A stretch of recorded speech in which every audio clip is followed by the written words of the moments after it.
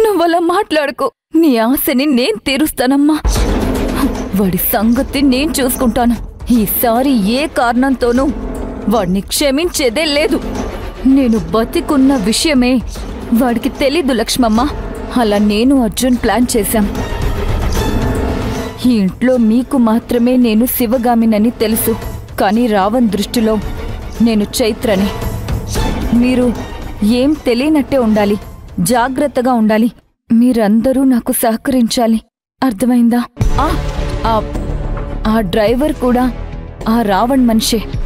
ఆ చైత్రమ్మ గారికి ఏమీ తెలియక ఆ రావణ్ చెప్పినట్లు చేశారు. వాళ్లతో మేము జాగ్రత్తగా ఉంటామమ్మా. సింహం తిరిగి వచ్చింది కదా అవ్వా. ఇంకా వీధి కుక్కలు ఏం చేస్తే చెప్పు.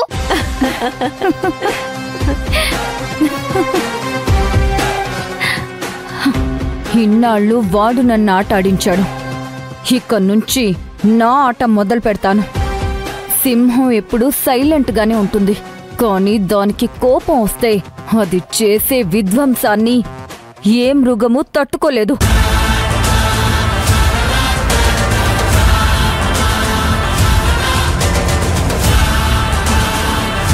మాకిదంతా ఏం అర్థం కాలేదు, కానీ భవానీకెప్పుడు అనుమానం వస్తూనే ఉండేది.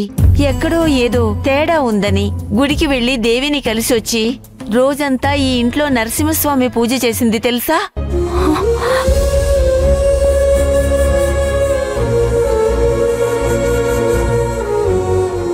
నేను కాదు భవానీ నీకు జన్మనిచ్చింది, నువ్వే నాకు పునర్జన్మనిచ్చావు.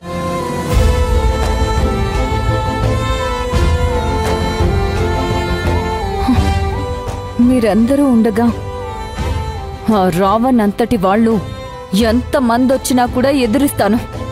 వాళ్ళెవ్వరూ నన్ను ఏమీ చేయలేరు.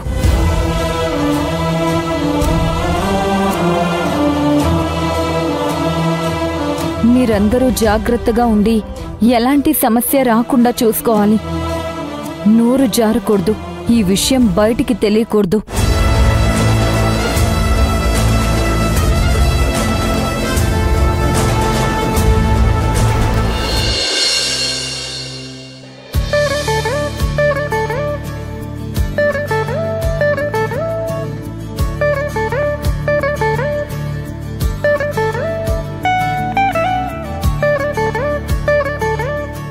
ఈ ప్లేసు, ఈ ఇల్లు చాలా బాగున్నాయి కదా చైత్ర?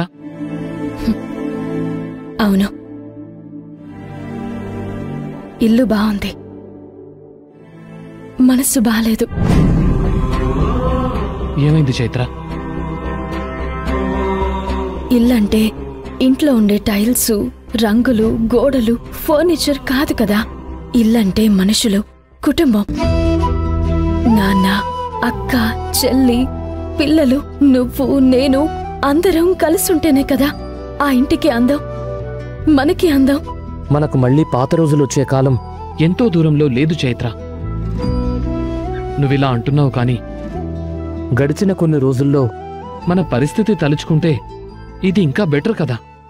వద్దు హేమంత్, ఆ రోజులు గుర్తు చేయకు. తలుచుకుంటేనే భయంగా ఉంది. ఆ రావణ్ చేతిలో ఇరుక్కుని నరకం అనుభవించాను. చావలేను, తప్పించుకుని వెళ్ళలేను. 24 గంటలు కెమెరా ముందే బతికినట్టు అయిపోయింది జీవితం. స్వేచ్ఛే లేదు, స్వాతంత్రమూ లేదు. నా ఫ్యామిలీని ఫాలో అవుతూ అనుక్షణం అతని మనుషులు. అతని మాట వినకపోతే ఫ్యామిలీని బెదిరించే ఫోటోస్ వచ్చేవి. హేమంత్,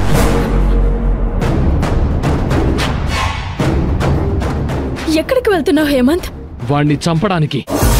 నిన్ను ఇంత క్షోభకు గురి చేసిన వాణ్ణి చంపి పాతరయ్యాలి.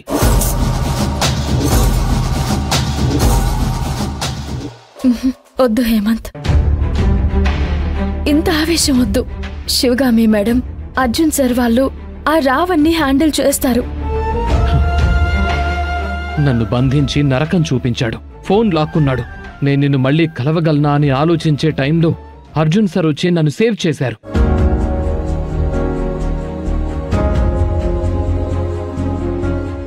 నువ్వు లేకుండా నేను బతకలేను చైత్ర.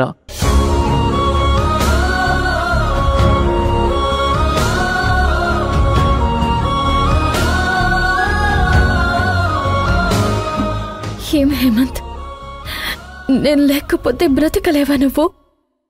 లేదు, నువ్వు నా జీవితంలో లేకపోతే నా బతుకెలా ఉండేదో తెలీదు, కానీ నువ్వు లేకుండా నేను బతకలేను చైత్ర. నేను దేవుణ్ణి కోరుకునేది ఒక్కటే, నువ్వుండే వరకు నన్ను బతకని, నువ్వు లేని మరుక్షణం నా ప్రాణాలు తీసుకో అని అనుక్షణం వేడుకుంటూ ఉంటాను. I'm lucky Hemant. లేదు, ఐఆమ్ లక్కీ.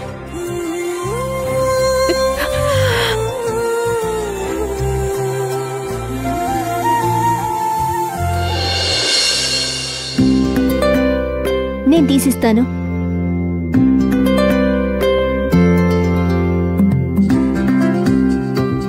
మనం చైత్ర పిన్నిని ఎప్పుడు కలుస్తాం? అక్క ఎక్కడుందో ఎవరికీ తెలియదు కదా. సరే, శివగామ్ గారి ఇంటికి వెళ్దామా? వద్దమ్మా, మనం కష్టంలో ఉన్నప్పుడు హెల్ప్ చేశారు కదా, ప్రతిసారి వెళ్ళి మేడంని ఇబ్బంది పెట్టకూడదు కదా. అసలు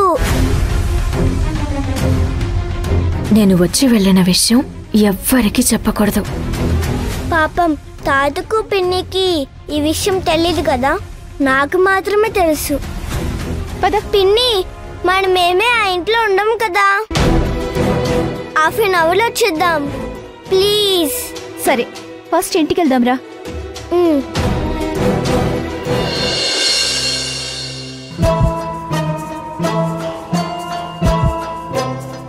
రా, చెప్పు. ఏం చెప్పాలి?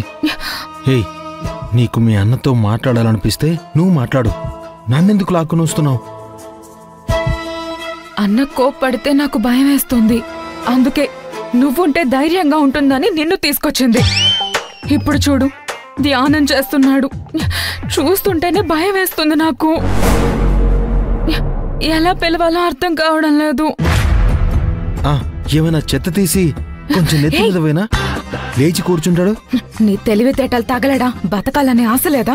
ఓ, మీ అన్న నోరు పడిపోయింది, ఇంకా నా కాళ్ళు చేతులు పడగొడతాడా? ఎన్ని రోజులు అతని నోరే పడిపోయింది అనుకున్నా, ఇప్పుడు మీ అన్న చెవులు కూడా పోయినట్టున్నాయి.